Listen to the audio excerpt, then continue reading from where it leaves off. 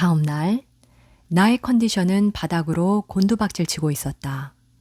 2달 전 저녁 식사를 하다가 이가 잇몸선 아래쪽으로 크게 부러져 버렸다. 좋지 않은 상황이었다.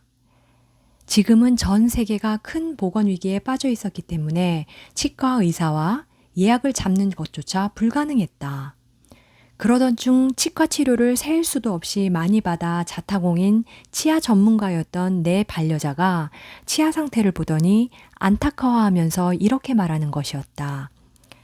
상태가 많이 안 좋아 보이네요. 의사가 분명 신경치료를 하자고 하겠어요. 평생 단 한 번도 신경치료라는 것을 해본 적이 없었고, 이런 치료가 건강 전반에 미칠 수 있는 부정적이고 장기적인 영향에 대한 자료들만 수두룩하게 읽었던 나로서는 이 말이 영 달갑지 않았다. 어떻게 해야 할 것인가? 나는 나의 이에게 나를 아프지 않게 해달라고 부탁했다. 그리고 나의 이는 내 말을 들었다. 아프지 않다니 이미 신경이 죽어버렸나 봐요. 나의 반려자가 말했다. 아니에요. 내가 대답했다. 아직 멀쩡하게 살아있어요. 부러진 겉 부분에서만 신경이 살짝 수그러졌을 뿐이에요. 치과 치료를 볼 때까지 아무 고통도 없을걸요. 마침내 치과에서 다시 환자를 받기 시작했다. 의사는 나의 치아 상태를 빠르게 살펴보더니 이렇게 말했다. 환자분 이의 4분의 3이 떨어져 나갔기 때문에 크라운을 씌워야 해요. 그런데 잇몸 겉부분에 이가 얼마 남아 있지 않으니 나머지 부분의 형태를 만들어야겠네요. 우선 신경치료를 하는 게 좋겠어요. 치근이 죽을 가능성이 커 보여서요. 아마 몇 주나 몇 년 뒤에야 일어날 수 있는 일이겠지만 나중에 신경치료를 할 일이 생기면 이미 크라운이 씌워져 있는 상태라 치료 과정이 훨씬 더 복잡해져요. 그러니 신경치료를 먼저 하고 크라운을 씌우는 것이 좋겠어요. 그는 나에게 결정을 하라고 했고 나는 일주일 동안 고민해 보겠다고 대답했다. 크라운을 씌우겠다는 결정은 그다지 어려운 일이 아니었다. 지난 몇십 년 동안 크라운 치료를 받은 적이 여러 번 있었기 때문이다. 하지만 그중 어떤 치아도 크라운을 씌우기 전에 신경치료를 할 필요는 없었다. 나는 한 주 동안 신경치료의 장단점에 대한 유튜브 영상을 찾아봤다. 영상들을 보니 신경치료가 나의 건강 전반에 부정적인 영향을 미칠지도 모른다는 생각이 더 확고해지기만 했다. 무엇보다도 가장 큰 걱정거리는 영적인 것이었다. 신경치료는 내 몸의 일부를 죽이는 일이었으니 말이다. 그래서 나는 치근에게 물어보기로 했다. 내가 신경치료를 받지 않으면 네가 죽을 확률이 얼마나 되니? 내가 물었다. 내가 살아남을 확률은 70%, 죽을 확률은 30%예요. 나의 이가 또박또박 대답했다. 나는 이 말을 고려해서 치근이 살아남을 것이라고 믿고 크라운 치료만 받기로 했다. 하지만 진료를 보러 치과에 다시 방문했을 때는 모든 것이 바뀌었다. 치과 의사가 내 깨진 이에서 얼마나 아슬아슬하게 신경이 비껴 지나가고 있는지를 엑스레이 사진을 통해 보여주며 그가 우려하는 점을 반복해서 설명해 주는 것이었다. 다시 말해서 신경이 심각한 충격을 받은 상태이며 완전히 죽어버리는 것은 시간 문제라는 말이었다. 그가 신경치료를 강요하지는 않았지만 나는 결국 신경치료를 받기로 결정했다. 여기까지가 사건의 전말이다. 의사가 치료를 준비하는 동안 나는 내 이에게 신경치료에 대해 설명했고 이는 나를 이해해줬다. 마치 자신에게 무슨 일이 일어날지 이미 다 알고 있는 느낌이었다. 이는 속상해하기는 했지만 나를 원망하지는 않았다. 내가 마취를 받고 있을 때 헨리가 신경을 마비시켜 부러진 이를 잠재웠다. 나는 부러진 이의 신경이 내 몸에서 떨어져 나가는 그 순간을 정확히 알 수 있었다. 마치 두 눈으로 그 장면을 본 듯이 말이다. 헨리는 그 신경이 떨어져 나갔음을 몸의 다른 부분들에게 알렸고 다른 치아의 모든 신경들은 치료 과정을 응원하고 있었다. 그리고 나는 마치 내 손으로 치아의 생명을 빼앗아간 것만 같은 기분에 감정적으로, 영적으로 고통을 느끼고 있었다. 치료 과정 내내 나는 계속해서 오랜 세월 동안 내가 맛있는 음식을 씹고 즐길 수 있도록 도와줬던 이에게 고맙다는 인사를 했다. 하지만 나는 여전히 슬픈 기분이 들었다. 나는 슬픔의 이유가 내 몸에 살아있던 어떤 것을 죽였기 때문임을 깨달았다. 이 감정은 내 마음에 계속 남아 있었고 결국 나는 헨리와 이야기를 나눠보기로 했다. 치아를 배신한 기분이에요. 내가 말을 꺼냈다. 그렇게 느낄만 해요. 그런데 나와 함께 몸의 의식에 대해 알아보는 동안 이런 경험을 하도록 당신의 이가 흔쾌히 자신을 희생했을 수도 있다는 생각은 안 해봤어요? 헨리가 말했다. 설사 나에게 가르침을 주기 위해 희생하기로 했다는 게 맞더라도 그것을 죽이겠다고 결정한 나의 역할은 무시할 수는 없어요. 그래서도 안 되지요. 당신이 이미 생명을 존중했다는 건 좋은 일이에요. 그 생명이 풀이었던, 물고기였던 생명체의 모습을 앗아갈 때는 언제나 그런 태도를 가져야 해요. 그래서 당신과 네이가 나에게 가르쳐 주려고 했던 게 뭔데요? 병들고 아프고 죽어가는 것에 대해 몸이 어떻게 느끼는지 배우는 거죠. 우리가 이 주제에 대해 이야기해 본 적은 없었잖아요. 하지만 이것도 정말 중요해요. 나는 긍정적인 생각과 감정으로 우리의 몸을 건강하게 유지하는 방법에 초점을 맞춰야 한다고 생각했는데요. 육체의 문제는 제쳐둔 채 생각과 기분에만 매달리고 있을 수는 없어요. 몸과 대화하면서 몸이 무슨 말을 하려고 하는지 귀 기울여야죠. 알겠어요. 그러면 어디서부터 얘기를 나눠볼까요? 내가 헨리의 제안에 동의했다. 우선 헨리가 대답했다. 신체 기관을 제거하는 것에 대해 몸이 어떻게 느끼는지 자세히 알아볼게요. 모든 기관은 특정한 기능을 가지고 있고 하나하나가 모두 모여 전체를 이루고 있어요. 그래서 한 기관을 제거하면 몸 전체의 조화가 흐트러져요.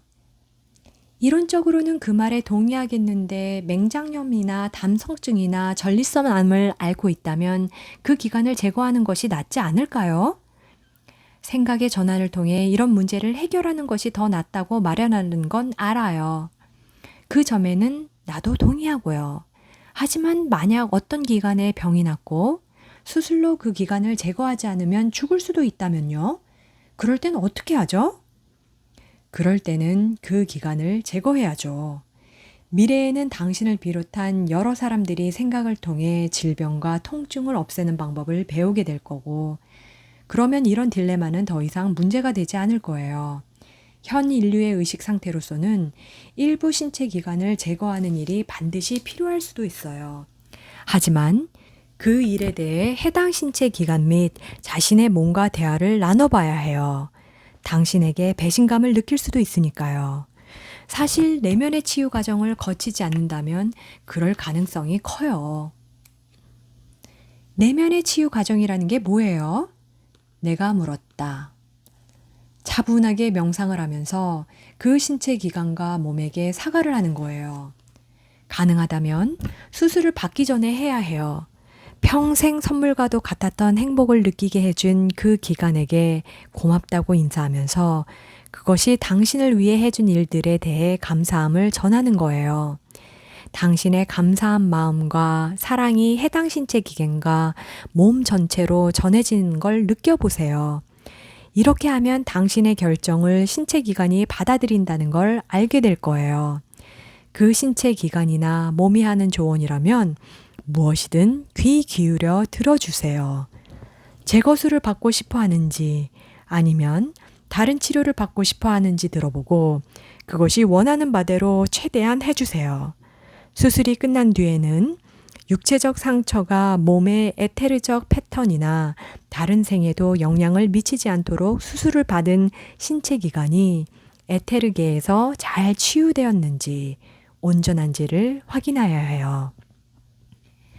당신의 말이 큰 도움이 되는 것 같아요. 내가 말했다.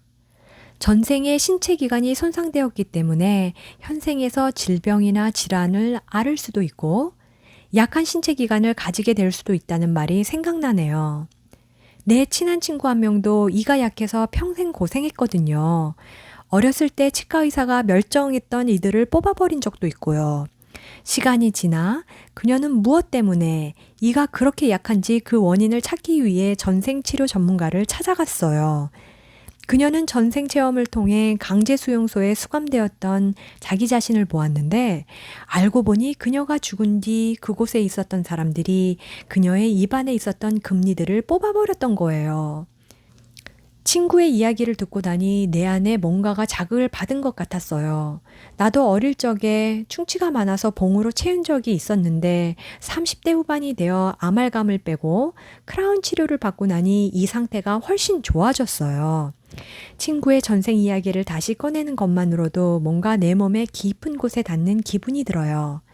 아말감을 제거했던 이유도 거의 10년 동안 입안에 이도 화상을 여러 번 입어서 그대로 둘 수가 없었기 때문이었거든요. 혹시 나도 전생에 강제 수용소에서 수감되어 가스실에 넣어진 다음 아무렇게나 소각당했을까요? 드디어 그 인과관계를 이해했군요. 헨리가 진지하게 대답했다. 당신을 비롯한 모든 사람들이 육체의 세포 및 기관들과 다시 연결돼야 한다고 말했던 이유가 바로 이거예요. 몸에는 전생과 현생의 모든 기억과 트라우마가 담겨 있거든요. 하지만 우리 몸의 문제가 전생과 관련된 것이라면 지금 삶의 신체 기관이나 질병의 문제를 어떻게 해결할 수 있어요? 심지어 그 문제가 미토콘드리아가 처음 등장했던 35억 년 전에 원시 스프 때 만들어진 것이라면요? 그 문제가 역사적으로 언제 일어났는지는 중요하지 않아요. 그저 현생이나 고대의 삶의 패턴을 용서함으로써 취하하면 돼요. 당신 자신이나 타인이 당신의 몸을 다치게 했던 것에 대해 용서하는 거죠. 이렇게 해야 전생의 상처뿐 아니라 현생의 상처도 치료할 수 있어요. 어떤 삶에서 일어난 문제였던 용서를 하면 몸의 상태를 그전으로 돌려놓을 수 있거든요. 용서를 하면 에테르 패턴이 치유되고 당신의 몸의 지능인 나는 다음 생의 몸을 프로그램할 때 약점이나 질병을 만들 필요가 없어져요. 다음 생에 대해 이야기하는 것도 좋은데 그보다는 먼저 현생에서 육체를 치료해야 하지 않을까요? 현생에서 육체를 치료할 수도 있고 치료하지 못할 수도 있어요. 헨리가 대답했다. 그건 당신의 운명과 힘, 그리고 생각의 주파수에 달려 있어요. 예를 들어 당신은 당신이 치유될 가능성이 얼마나 된다고 생각하나요? 그게 문제예요. 내가 대답했다. 재생이라는 획기적을 책을 쓴 세이어지는 우리 몸의 세포 하나하나에 들어있는 미토콘드리아는 번개와 맞먹을 정도의 전기 에너지를 가지고 있다는 사실을 생물 물리학과 신생물학에서 최신 연구에서 밝혀냈다고 해요.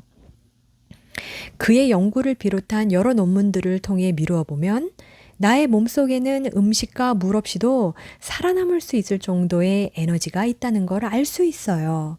그렇게 살아간다고 알려진 사람들도 많고요. 나는 인도의 바바지가 그랬던 것처럼 사람들에게도 불멸의 능력이 있음을 알고 있어요. 이 모든 게 정말로 가능하다면 나의 몸이 어떤 질병을 앓고 있든 어떤 상처를 받았든 분명 내 몸을 치유할 수 있다고 생각해요. 하지만 문제는 정말로 행동에 옮길 때가 되면 내가 과연 나의 몸을 치유할 수 있을지 확신이 안 든다는 거예요. 그건 일시적인 문제예요. 지금은 인류 대부분이 믿는 전통적인 과학이 이런 가능성을 부정하고 있지만 새로운 과학의 흐름이 떠오르면서 당신의 그 신념을 뒷받침해 줄 거고 결국 이 새로운 과학이 기존의 집단 패러다임을 대처하게 될 거예요. 대부분 사람들의 의식 상태가 지금 어느 정도인지 알려줄 수 있나요? 내가 물었다. 그러면 도움이 될 것 같아요. 헨리는 어떻게 말해야 할지 고민하는 듯 잠시 말을 멈췄다. 마침내 그가 말했다. 당신 몸의 모든 질병과 약한 점들이 단순히 물리적 원인에 의해 생긴 것이라면 어떻게 하겠어요? 당신은 처방된 약이나 식단 관리, 신체 기관을 바로잡거나 제거하는 불쾌한 수술과 같이 물리적인 방법만 찾으려고 할 거예요. 진단과 치료를 의학 전문가들에게 전부 맡기겠지요. 하지만 그런 전문가들은 원인을 찾아내기보다 증상을 없애고 당신의 몸을 전체로서 받아들이는 것이 아니라 질병을 앓고 있는 부위에만 집중하는 훈련을 받아온 사람들이에요. 이렇게 하는 것보다 더 효과적인 방법은 당신의 생각과 감정이 문제의 원인이 될 수 있으며 생각과 감정을 바꾸는 것이 당신을 치유하는 방법이라는 것을 알아차리는 건데 말이죠. 그건 장기적으로 치료할 수 있는 방법이 될 수 있겠지만 응급 상황에 있어서는 별로 좋은 방법이 아닌 것 같아요. 그래도 당신이 무슨 말을 하려고 하는지는 알겠어요. 결국 우리 자신을 치유하기 위한 포인트는 우리 자신과 세계에 대한 신념을 바꿔야 한다는 거잖아요. 맞아요. 그런데 질병을 일으킬 수 있는 원인이 하나 더 있어요. 어떤 신체 상태는 당신의 가족과 유전적인 연결고리를 가지고 있을 수도 있어요. 그 신체 상태를 만드는 생각과 감정도 가족에게서 나온 것이니까요. 이건 당신의 어머니도 아버지도 아니고 더 멀리 거슬러 올라가 먼 옛날의 조상으로부터 전해져 내려온 것일 수도 있어요. 그러니까 자기 자신을 치유하면 근본적인 원인을 제거할 수도 있고 집안 선조들은 물론 미래 후손들의 에테르적 청사진까지 치유할 수 있는 거예요.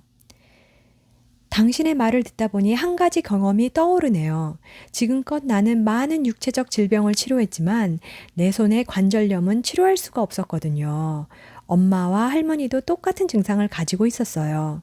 게다가 나는 아일랜드에서 굶주린 삶을 살면서 관절염을 앓게 만든 최초의 원인이 되었던 전생을 본 적도 있어요. 전생에서 맨손으로 아무리 땅을 파도 상한 감자밖에 나오지 않았죠. 나는 식구들이 굶주리는 것을 보면서 나 자신이 너무 무능하다는 생각과 절망감을 느꼈어요.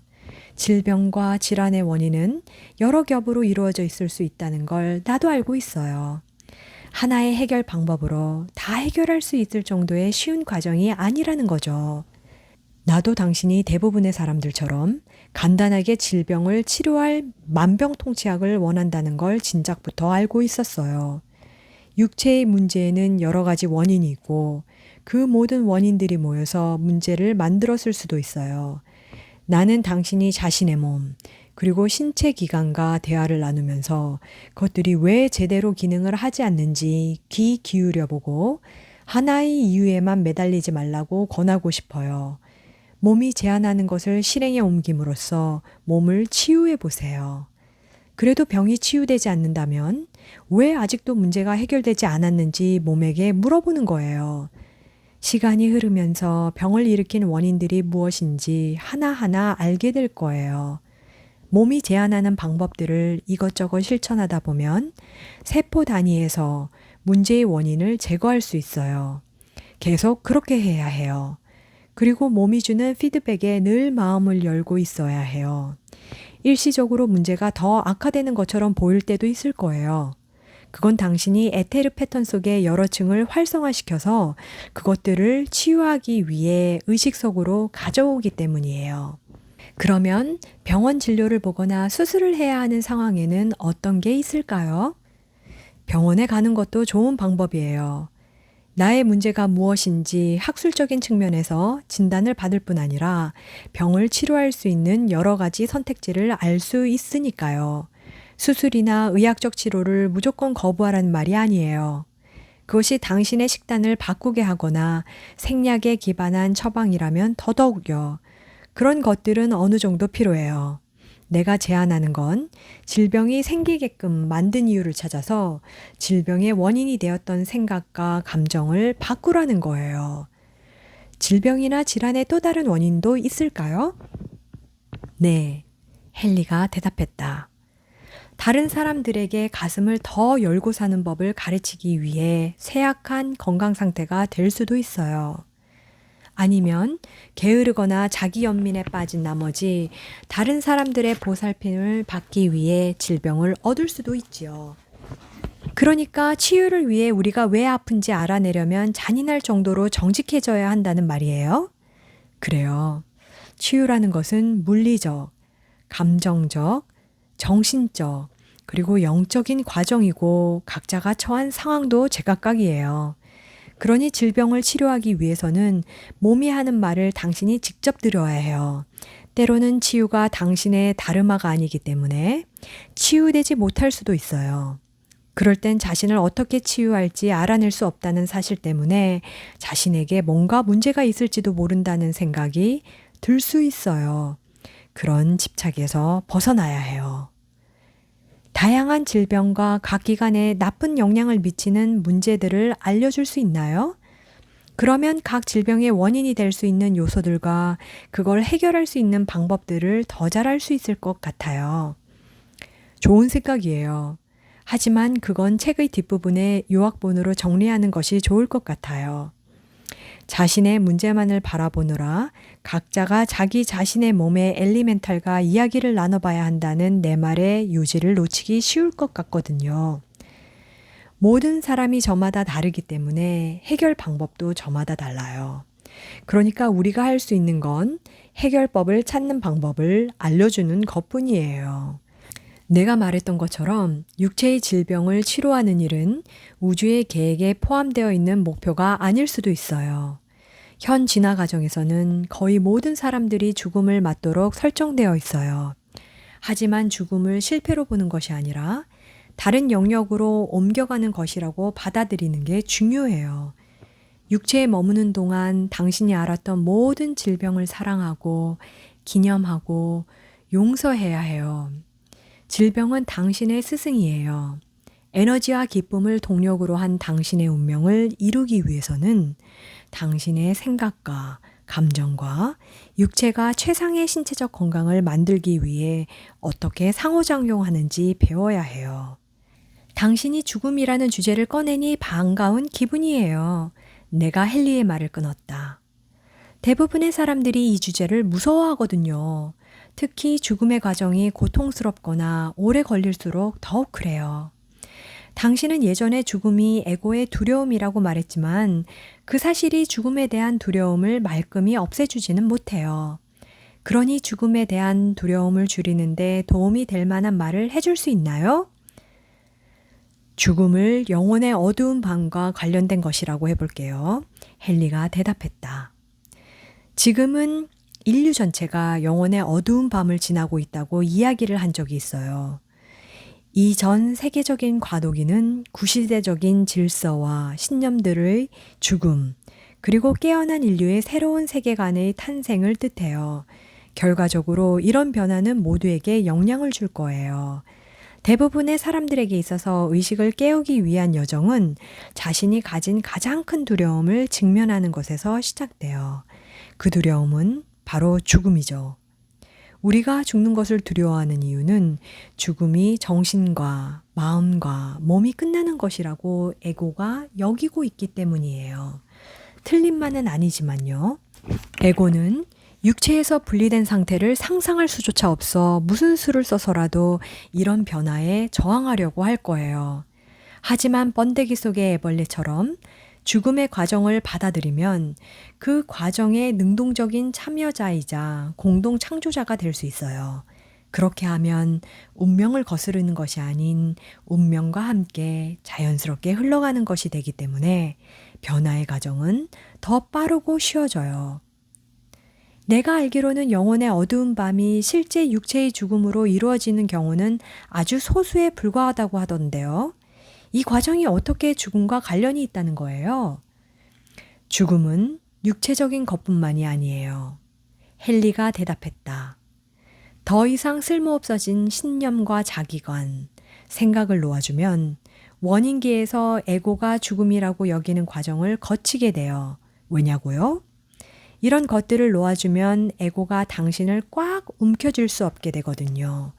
비슷한 맥락에서 당신이 두려움과 온갖 부정적인 감정들을 놓아줬을 때 아스트랄계에서 에고의 통제는 더 느슨해져요.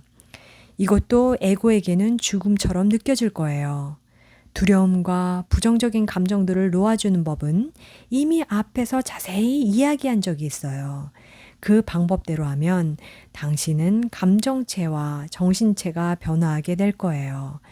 그리고 육체의 죽음에서 흔히 그러하듯 부정, 분노, 협상, 우울, 수용과 같은 단계를 여러 번 거치게 될 거예요. 이런 단계들은 유동적이라서 무조건적으로 보편 의지에 내맡기는 수준이 되기 전까지 당신은 계속 이 단계를 오르락 내리락 할 거예요. 이런 변화의 과정은 다른 영역에서 일어나는 에고의 죽음과 함께 당신의 육체에도 영향을 미칠 거예요. 이 과정에서 분리란 없어요. 거기까지는 생각 못했어요. 그건 당신이 보편의식과 자연과 분리된 상태에 있는 인류의 의식, 즉 감정체와 정신체, 그리고 육체가 각각 별개의 것이라고 생각하는 상태에 있는 인류의 의식에 영향을 받기 때문이에요. 분리된 자아 정체성이라는 에고의 생각이 사라지면 이건 죽음의 가장 마지막 단계에서 일어나요. 모든 단계에서 당신이 느꼈던 이런 분리감은 사라질 거예요. 아주 큰 도움이 되네요. 헨리의 말은 나에게 깊은 감동을 주었다. 내 안에 무언가가 풀리는 기분이었다.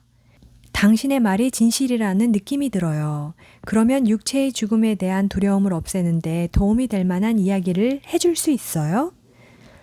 죽음에 대한 두려움은 DNA와 에너지를 수축시키는데 이런 현상 때문에 두려움을 놓아주는 과정이 더 어려워져요. 당신의 몸의 모든 세포는 7년을 주기로 수명을 다하고 어떤 세포들은 피부세포처럼 빠르게 죽어요. 그러니 따지고 보면 당신이 생각하는 나라는 사람은 사실 7년 전에는 존재하지 않았던 거예요.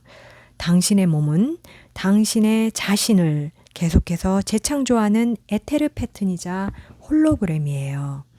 내가 예전에도 말했고 당신도 여러 연구 결과를 통해 알 수 있었던 것처럼 인간은 물리적인 존재가 아니라 에테르적인 존재예요. 죽음은 하나의 상태에서 다른 상태로 변화하는 것. 그 이상도 그 이하도 아니죠. 심지어 얼음과 물과 증기도 형태만 다를 뿐 구성 성분은 같아요. 당신이 육체적 죽음을 맞이한다면 아스트랄체 상태로 눈을 뜨게 될 거예요. 정신적으로 큰 도움이 될 만한 멋진 사실이군요. 내가 대답했다. 하지만 좀 더 공감이 가는 답이나 영적인 답을 준다면 더 큰 도움이 될 것 같아요. 헨리가 말을 꺼냈다. 당신의 아름다운 몸속에 있는 세포 하나하나가 언제나 삶과 죽음의 흐름 속에 놓아 있다는 걸 깨달아야 해요. 세포는 보편의식과 하나이기 때문에 그 어떤 저항도 하지 않고 특정한 것을 선호하지도 않아요. 물리계, 아스트랄계, 원인계 사이에 경계도 없지요. 그런 경계가 없다면 당신도 이러한 보편의식의 흐름 속에 있게 돼요. 들숨과 날숨의 조화 속에서 다양한 차원의 탄생과 죽음 속에서 있는 그대로의 삶 속에서 그저 논이는 거죠. 이게 바로 은혜와 사랑의 상태예요. 모든 것을 놓아주지만 그 어떤 것도 잃지 않는 상태이기도 하지요. 물리계에서 죽으면 아스트랄계에서 삶을 살게 돼요.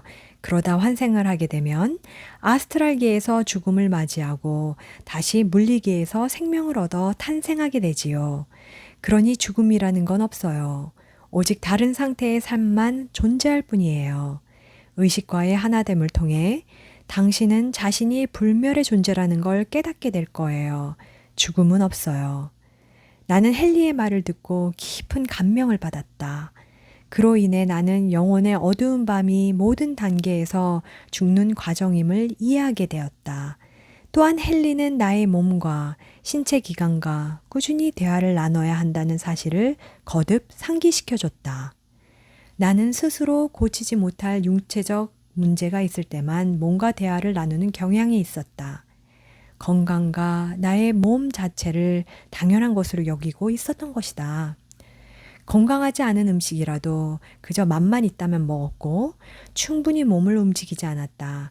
심지어 습관적으로 헨리를 에테르적 존재라고만 여기고 육체라고는 여기지 않았었다. 나는 이런 사실을 비롯한 여러 경험을 통해 내가 나의 몸을 방치해왔음을 깨달았다. 다른 사람에게서 버림받는 것은 두려워하면서 내가 내 몸을 방치하고 방임했다는 사실은 꿈에도 몰랐던 것이다. 그러면서도 나는 나의 몸이 나를 용서했다는 것, 그리고 내 몸은 오직 내가 몸 안에 온전히 거하면서 몸을 받아들이기만을 바라고 있음을 마음 깊이 깨닫고 있었다.